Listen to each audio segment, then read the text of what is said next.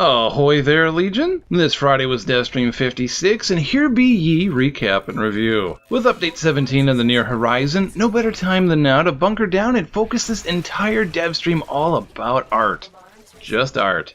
For an hour and 5 minutes. While part of me wants to make a witty retort about how we'd rather get some solid Update 17 information, just because I'm not interested in this topic they chose this week doesn't mean everyone isn't interested, so if you're a fan of the art style and would like to see some unfinished renders of upcoming content, you might want to give it a gander. They even showcased the Pre-Corpus Valkyr skin getting worked on live, so if you're curious to see the design process from the artist's perspective, wanted to glean some modeling tips firsthand, or just really like watching Valkyr's helmet appear from a block, we got a link to the full shebang in the description. The infested crewman model is getting a resculpt. The old one was a bit cobbled and thrown together, so they're giving the zombie space grunt some love. Feral cat bros are the first version 10 we're going to run into before earning them as a pet. When they were originally unveiled, they wanted a cat, lizard, bird hybrid thing, and the concept art was kinda not really selling it. But these new still shots are, at least for the feral version. Pet ones could be so much more diverse, and the Grineer clone versions look like a goopy Mr. Bigglesworth. The Yinyang Frame had a few minutes on air, and a quick recap of that if you didn't hear about it so far. The so far unnamed Yinyang Frame is split between the white, potentially male frame, and the black, potentially female